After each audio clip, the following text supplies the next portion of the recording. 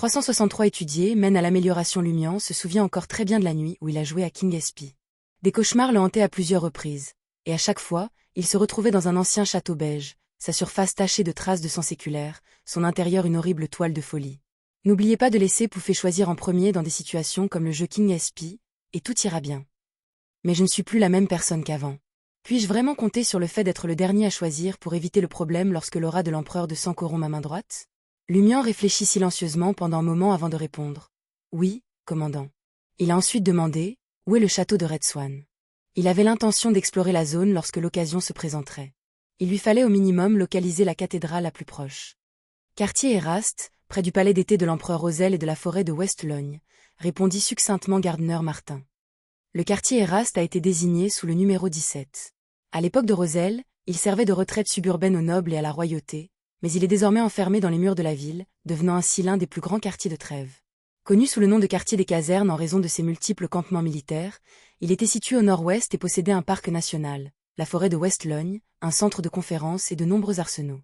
De plus, il abritait le plus grand cloître de l'église du Soleil de Flamboyant éternel à Trèves, le cloître du Sacré-Cœur.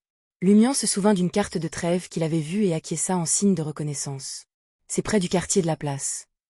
Le palais d'été de l'empereur Roselle n'était pas situé dans le quartier Eraste, il résidait dans le quartier Carré, niché entre la forêt de Logne-Ouest et Hay. Gardner Martin jeta un coup d'œil à la main gauche de Lumian. « Pourquoi es-tu blessé ?»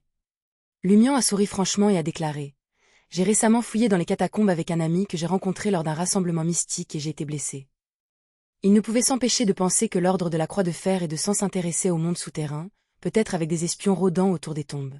Il était plus sûr de concentrer le mensonge sur autre chose. Après tout, la société de recherche sur les babouins aux cheveux bouclés faisait également office de rassemblement de mysticisme. Gardner Martin hocha la tête avec approbation. Évitez les explorations et les risques inutiles à l'avenir. Ils ne vous apporteront pas la connaissance mystique que vous recherchez, ni ne rapporteront des objets de valeur. Seul le danger et encore le danger vous attendent. Est-ce vrai? Le printemps des femmes samaritaines compte-t-il comme un article de grande valeur? Lumian fut intérieurement critiqué. Néanmoins, il a sincèrement accepté. Oui, commandant. Sans la demande de Madame la Justice, il n'aurait eu aucune envie de s'aventurer dans le 4e niveau des catacombes. Maintenant, les chances se rapprochaient de zéro. Il ne pouvait s'empêcher de se demander s'il pourrait tomber sur une autre tombe d'Amon. Après avoir fait ses adieux à Gardner Martin, Lumian sauta dans une calèche publique en direction de l'avenue du Marché. Au milieu des bruits rythmés des sabots des chevaux et des roues de la voiture, une pensée soudaine frappa Lumian. La Bliss Society n'a perdu que Charlotte Calvino et Susanna Matisse, la grande prêtresse. Il y a encore d'autres membres à affronter, comme Maïpou Meyer, l'ancien directeur du théâtre de l'ancienne cage à pigeons, ou les actrices qui avaient autrefois joué des rôles principaux avant de partir. Je me demande si Susanna Matisse avait divulgué les détails de l'arbre de l'ombre à ses membres.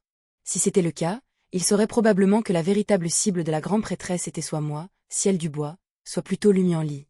Si tel était le cas, la Rose School of Thought et la Bliss Society pourraient rediriger leur attention vers moi. Cela pourrait causer des problèmes. Comme c'est ennuyeux. J'aimerais vraiment pouvoir éliminer tous les membres de la Rose School of Thought et de la Bliss Society. Vers la fin, après avoir réalisé les divers effets négatifs sur lui, Lumian jura intérieurement avant de se contrôler. Sans l'habileté remarquable des acteurs à se déguiser et à se cacher, il aurait pu sérieusement envisager d'éliminer tous les membres de la Bliss Society pour éliminer toute menace cachée. Il soupçonnait que les gants de boxe Flog pourraient avoir un effet miraculeux sur les individus au désir tordu, comme ceux de la Bliss Society. Comment dois-je les trouver? Lumian tomba dans une profonde réflexion. Juste à ce moment-là, alors que la voiture publique s'arrêtait à mi-chemin, un passager est monté à bord. C'était un garçon d'environ 7 ou 8 ans, vêtu d'une chemise blanche et d'un costume noir miniature avec un short assorti. Il portait des chaussettes blanches et des chaussures noires, avait des cheveux blonds courts et ses yeux marrons étaient déterminés. Ses joues potelées suggéraient qu'il y avait encore des traces de graisse de bébé. Oh, ce n'est pas le filleul du baron Brignet, Ludwig? L'humeur de Lumian s'éclaira alors qu'il souriait. Presque simultanément, Ludwig le remarqua et son expression se transforma en panique. Il tenta rapidement de descendre de la voiture. Il portait toujours le lourd cartable rigide rouge foncé. « Vous vous enfuyez encore de chez vous ?» pensa Lumian en se levant, descendant de la voiture plus tôt que prévu. Le garçon avait déjà disparu à proximité du panneau d'arrêt. Il est assez rapide. Lumian a identifié les empreintes de pas à proximité et a calmement choisi une direction. Échapper à la poursuite d'un chasseur sans s'attaquer rapidement aux traces était presque impossible. Après avoir suivi les empreintes de pas pendant quelques rues, Lumian se tourna dans une ruelle isolée et s'approcha d'une barricade à moitié brisée qui atteignait à peine la hauteur de la taille. Il ne put s'empêcher de rire en disant « Sortez ». Ludwig regarda prudemment son jeune visage derrière la barricade, un mélange de nervosité et de ressentiment évident dans sa voix alors qu'il disait « Espèce d'escroc, reste à l'écart. Si tu t'approches plus près, je te dévorerai. » Lumian leva sa main droite et lui caressa pensivement le menton. « Pourquoi t'es-tu encore enfui de chez toi ?» Lumian n'a pas pu s'empêcher de taquiner. « Yo, tu as appris à jurer. Tu t'es amélioré depuis la dernière fois. » Il a noté que Ludwig, même si son appétit inhabituel et ses habitudes alimentaires étaient ignorés, ressemblait davantage à un véritable enfant maintenant par rapport à leur rencontre précédente. Gardant cela à l'esprit, Lumian a conclu. Cela prouve qu'étudier est toujours utile. Ludwig fut momentanément surpris et sembla oublier de répliquer. Lumian l'a évalué et lui a dit sincèrement, « Vous n'êtes pas né avec un QI élevé. D'une certaine manière, vous êtes relativement moins intelligent. Mais si vous n'étudiez pas, ne faites pas vos devoirs régulièrement et ne passez pas occasionnellement des examens pour améliorer progressivement vos capacités de réflexion, je peux vous garantir que quelqu'un comme moi pourrait facilement vous tromper dès que vous sortez, et vous ne réaliserez même pas à quel point vous êtes tombé amoureux. » Ludwig marmonna pour lui-même, hébété. Est-ce que je me suis vraiment amélioré? Est-ce qu'étudier, faire ses devoirs et passer des examens est vraiment utile? Vous n'êtes pas né stupide, n'est-ce pas? Votre cerveau est-il endommagé? Tu m'as cru comme ça? Je ne peux même pas imaginer ce qui t'arriverait si tu étais jeté à l'entrée de la salle de bal unique. Tandis que Lumian marmonnait intérieurement, son sourire restait inébranlable. C'est vrai. Si cela vous semble trop pénible, parlez à Brignet de la réduction des devoirs. Inutile de fuir la maison. Arrêter d'étudier ne fera que vous rendre encore plus bête. À ce moment-là, Lumian avait une seule pensée dominante. Il est préférable de garder ces humains anormaux et sans cervelle ou ces créatures humanoïdes sous la supervision de l'Église orthodoxe. Cependant, l'Église du Dieu de la connaissance et de la sagesse ne serait-elle pas trop arrogante pour penser que le baron Brignet pourrait contrôler un type qui mangeait tout ce qu'il voyait? Il s'est déjà échappé 2 fois. S'il ne m'avait pas rencontré à chaque fois, il aurait causé des ennuis depuis longtemps. Ludwig resta silencieux pendant quelques secondes avant de prendre la parole. « Veux-tu négocier pour moi ?» Lumian n'a pas hésité dans sa réponse. Pas de problème.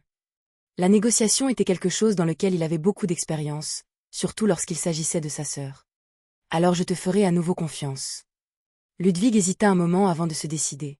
Il a ensuite renversé la barricade délabrée. Ne dis pas ça. Cela ne fera que me donner envie de t'arnaquer à nouveau. Lumian marmonna et conduisit Ludwig jusqu'à l'arrêt de transport public le plus proche. En chemin, il a jeté un coup d'œil aux vêtements sales du garçon et a dit « Avez-vous apporté des vêtements de rechange ?»« Non. » Ludwig secoua la tête. « Vous fuyez la maison sans vêtements de rechange ?» Lumian demanda avec amusement. « Alors, qu'est-ce qu'il y a dans ton sac? De la nourriture ?»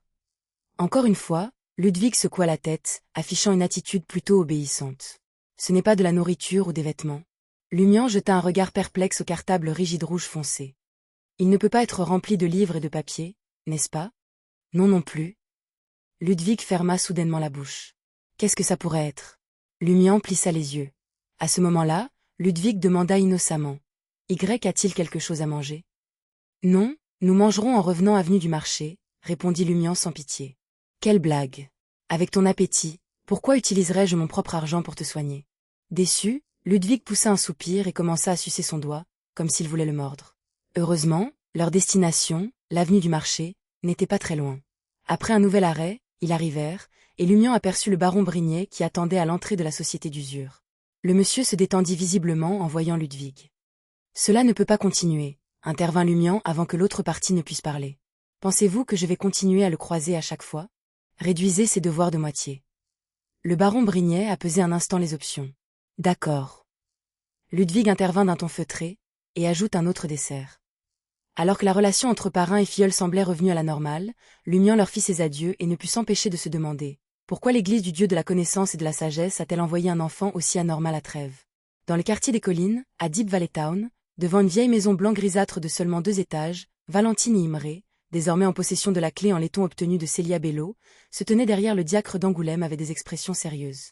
D'après les retours d'un artefact scellé, la clé en laiton laissée par le mystérieux mandataire de la disparition du gardien indiquait ce même bâtiment.